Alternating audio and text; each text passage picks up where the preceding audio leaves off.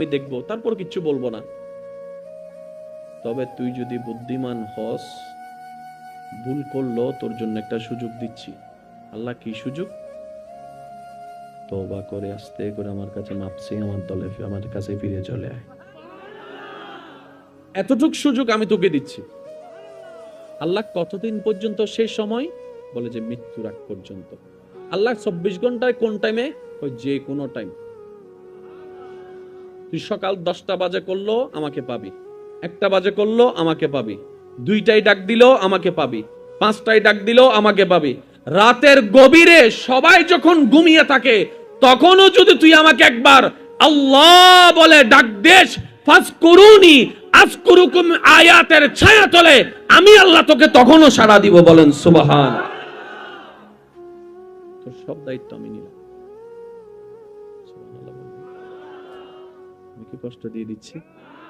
বান্দা আমি কিচ্ছু বলবো না, ফেরেশতাও পাঠাবো না, তোকে ডাকও দিব না। তুই ভুল করলে তো মা বাপ ডাক দেয়, আমি সেটাও দিব না।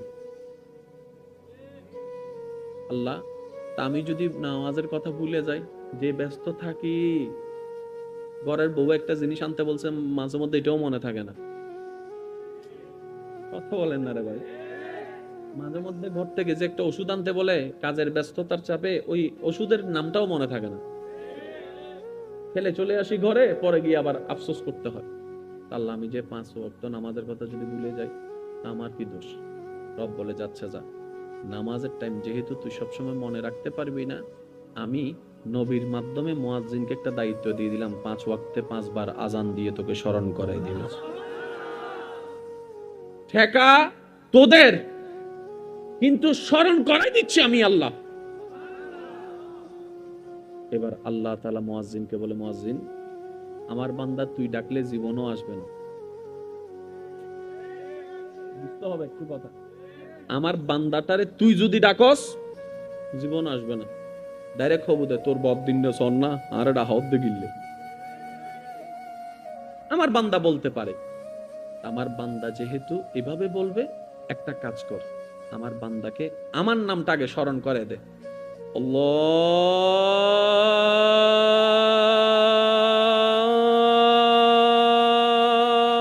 আকবার, আল্লাহু আকবার। আমার বান্দার আমার নাম স্মরণ করায় দে। সুবহানাল্লাহ বলেন। আমার বান্দা যখন তোর মুখে শুনবে আমি রবের নামটা, তখন সে তার অন্তর কেঁপে উঠবে।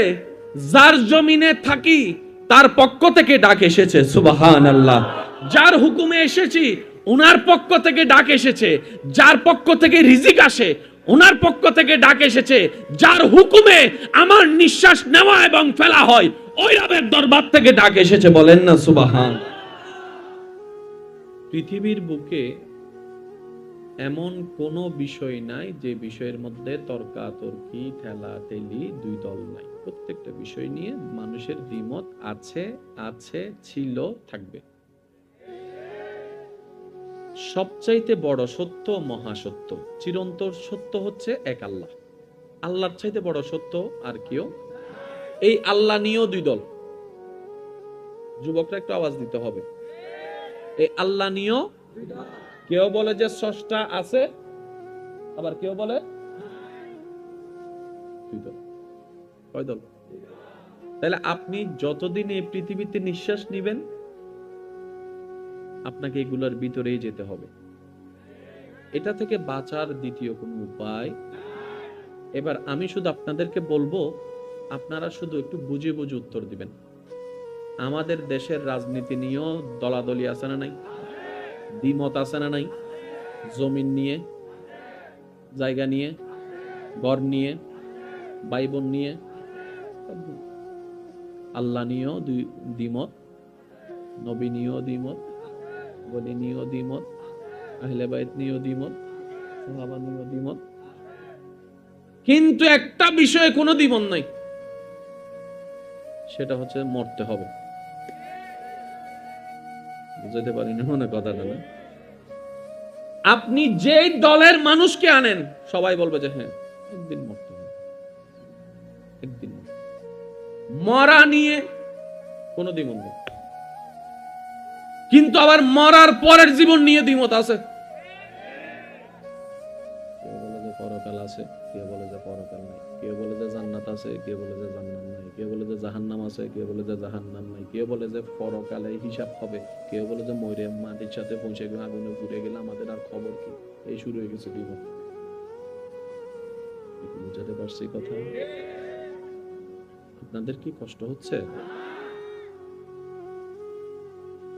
প্রত্যেকটা বিষয় দ্বিমতের ভিতরে একটা বিষয় দ্বিমত ছাড়া, সেটা হচ্ছে কুল্লু নাফসিন,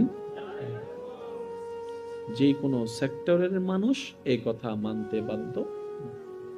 পুরুষ বলেন, নারী বলেন, ধনী বলেন, গরিব বলেন, মুসলিম বলেন, নন মুসলিম বলেন। বুঝাতে পারছি কথা? তাহলে এই একটা বিষয় আপনারা ব্রেইনের এক কোনায় ফেলে রাখেন, যাতে পরবর্তীর কথার সাথে এটাকে আপনারা গিট লাগাতে পারেন। সুবহানাল্লাহ বলেন না জোরে? যার যত শক্তি আছে একবার বলেন সুবহানাল্লাহ। আর একটু জোরে বলেন। আপনারা হয়তো খেয়াল করেছেন, যে কোনো মাহফিলে গেলে আপনাদেরকে উলামায়ে কেরাম বারবার একটা জিকির করতে বলে, কি বলেন নাকি? শুরু করার সময় বলে আলহামদুলিল্লাহ দিয়ে, শেষে বলে যে ইনশাআল্লাহ, আল্লাহ যদি বাঁচায় রাখে আগামী বছর দেখা হবে। আর মাঝখানে যতক্ষণ থাকে ততক্ষণ শুধু কি বলায়? জোরে বলেন না, কি বলায়? কেন? সুবহানাল্লাহ বলে আমরা গুনেহগার, নাপাক জবানওয়ালা, অসুন্দর মনওয়ালা, অপবিত্র আমলওয়ালা সুবহানাল্লাহ বলে বলে রবের পবিত্রতার ঘোষণা দিচ্ছি। রব পবিত্র, রবের পবিত্রতার ঘোষণা দিচ্ছি। কোন বান্দার জবানের সারা জীবনের বলা একটা পবিত্রতার